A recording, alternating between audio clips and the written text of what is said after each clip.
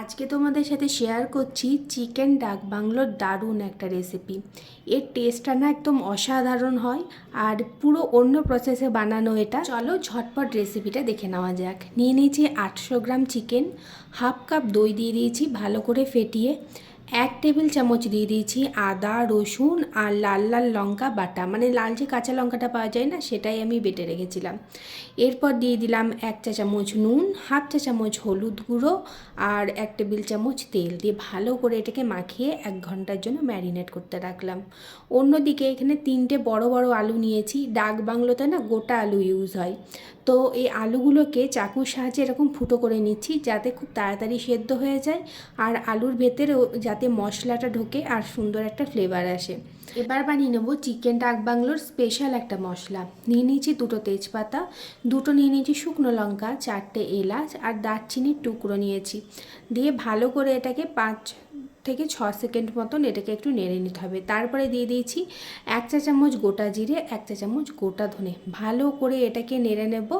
দিয়ে এটাকে ওই 20 সেকেন্ড মতন নেড়েছি। তারপর দেখবে একটা সুন্দর গন্ধ জয়ে আসবে, তখনই গ্যাসের ফ্লেমটা অফ করে দেবে।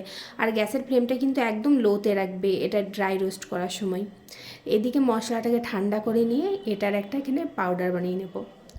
এবার কড়াইতে নিয়ে নিয়েছি তেল আর তাতে দিয়ে দিলাম আলুগুলো, দিয়ে দিলাম অল্প নুন আর হলুদ, দিয়ে আলুটাকে খুব ভালোভাবে এখানে ভেজে নিতে হবে, একদম লাল লাল করে, মানে খুব বেশি লাল লাল না, একটু ভালো করে ভেজে নিলেই হবে।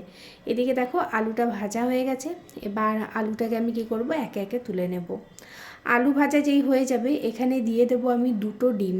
চিকেন ডাক বাংলোতে সেদ্ধ ডিম ইউজ করা হয়, তাই এখানে 2টো সেদ্ধ ডিম আমি নিয়ে নিয়েছি আর সেটাকেও একটু হালকা করে ভেজে নিলাম। এবার ডিম দুটোকেও তুলে নিচ্ছি।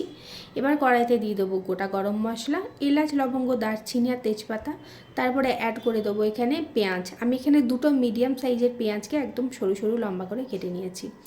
দিয়ে দেবো 1 চা চামচ মতো নুন, দিয়ে পেঁয়াজটার সঙ্গে খুব ভালোভাবে মিশিয়ে হালকা এটাকে ভাজা ভাজা করে নেব। নুন দেওয়ার কারণে পেঁয়াজটা খুব তাড়াতাড়ি এখানে মানে গলে আসবে, সেই জন্য নুন অ্যাড করেছি। এরপরে দিয়ে দেবো আদা রসুন কাঁচা লঙ্কা বাটা 1 টেবিল চামচ, হাফ চা চামচ আরও নুন আর 1/4 এখানে দিয়ে দেবো চিনি। আর তারপরে ভালো করে সমস্ত কিছুকে এখানে কষিয়ে নিতে হবে। এদিকে মশলাটা কষানো হয়ে গেছে। এবার অ্যাড করে দিলাম ম্যারিনেট করা চিকেনটা। গ্যাসের ফ্লেমটা কিন্তু লোতে রাখবে চিকেনটা অ্যাড করার সময়, যেহেতু চিকেনে দই মেশানো আছে। যদি গ্যাসের ফ্লেমটা হাই থাকে তাহলে ওই দইটা না ছানা কেটে যাবে আর দেখতে একদম ভালো লাগবে না। তো একদম লো ফ্লেমে প্রথমে চিকেনটাকে ভালো করে মশলার সঙ্গে মিশিয়ে নেবে, তারপরে গ্যাসের ফ্লেমটা মিডিয়াম টু হাই রাখবে।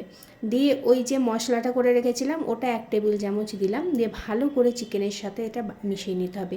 গ্যাসের ফ্লেমটা কিন্তু এখন হাই আছে, হাই ফ্লেমে আমি 5 মিনিট মিশিয়ে নিয়েছি।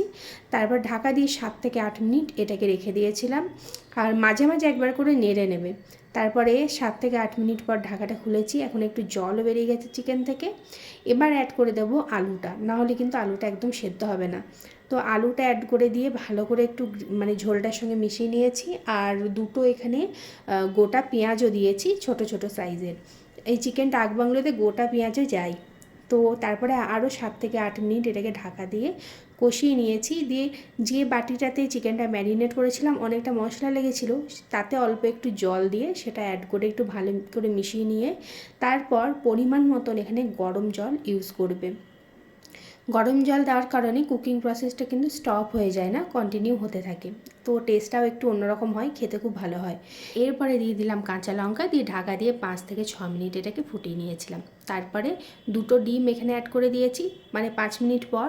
আর বাকি যে মশলাটা করা ছিল সেটাও অ্যাড করে দিলাম, দিয়ে ঢাকা দিয়ে আরও 5 মিনিট এটাকে একদম লো ফ্লেমে ফুটিয়ে নিয়েছিলাম। এই চিকেনটার স্বাদই না আলাদা হয়, এত সুন্দর খেতে হয়। আর যেহেতু ভাজা মশলাটা ইউজ করেছি তাই এর স্মেলটা এত ভালো আসে, মানে দারুণ লাগে বিশ্বাস করো। তো এটা তোমরা লুচি বলো, পরোটা বলো, ফ্রাইড রাইস, ভাত সব কিছুর সঙ্গে খুব ভালো যায়। তো কেমন লাগলো আজকে ভিডিওটা অবশ্যই কমেন্ট করে জানাবে। ভিডিও ভালো লাগলে একটা লাইক আর শেয়ার করতে ভুলো না। আর আমার পেজে নতুন হয়ে থাকলে পেজটা ফলো করে পাশে থেকো।